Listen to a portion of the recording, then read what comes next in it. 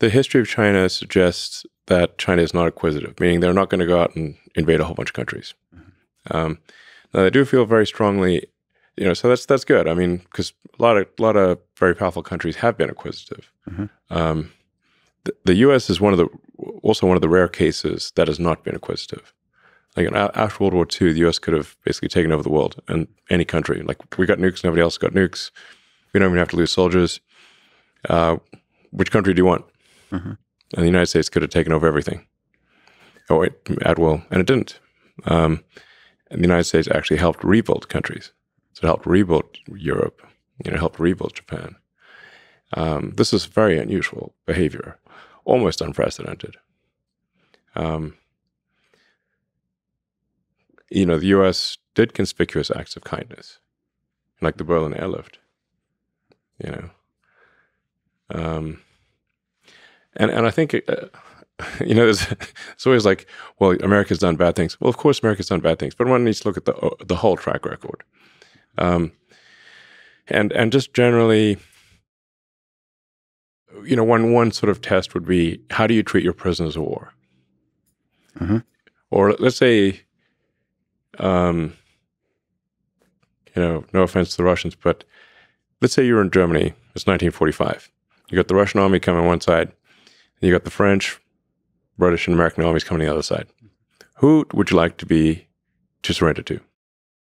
Like, no country is like morally perfect, but I recommend being a POW with the Americans. That would be my choice very strongly. In the full menu of POW. Very much so.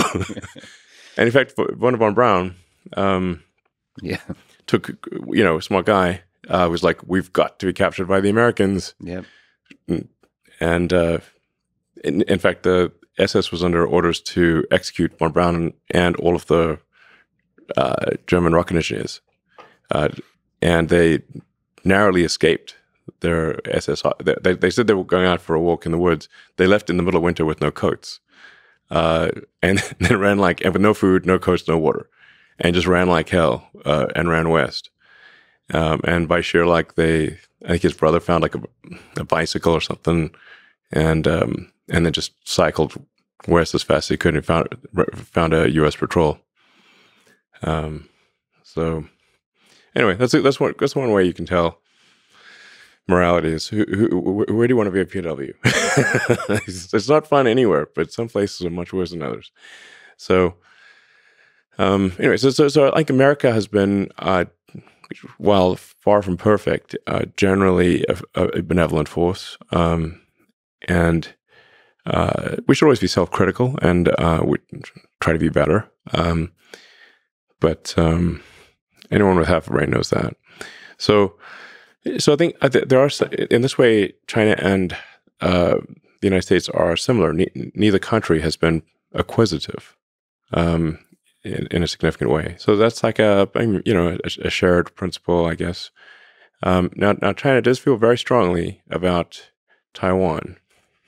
They've been very clear about that for a long time. From their standpoint, it would be like one of the states is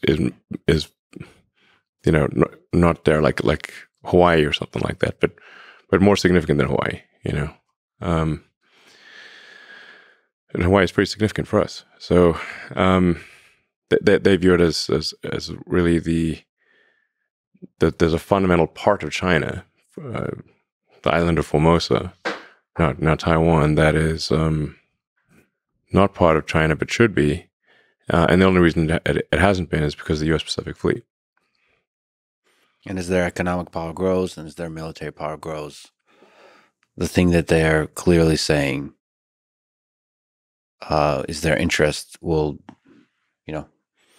clearly be materialized. Yes.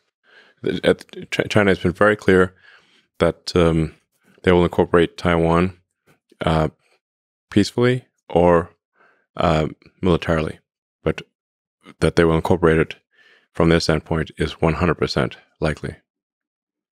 Something you said about conspicuous acts of kindness. As a geopolitical policy, it almost seems naive, but I'd venture to say that this is probably the path forward, how you avoid most wars. Just as you say it, Mhm. it sounds naive, but it's kind of brilliant. If you believe in the goodness of underlying most of human nature, it just seems like conspicuous acts of kindness can reverberate through the populace of the countries involved Yeah. and, Well, and de-escalate. absolutely. So, after World War One, they made a big mistake. You know, they basically tried to lump all the blame on Germany, um, and you know, saddled Germany with impossible reparations. Um, and you know, really, there was a lot of there was quite a bit of blame to go around for World War One, but they try to, you know, put it all on Germany, um, and that was that laid the seeds for World War Two. So it's a lot of people, well, not just Hitler, a lot of people felt wronged, um, and they wanted vengeance, and they got it. People don't forget.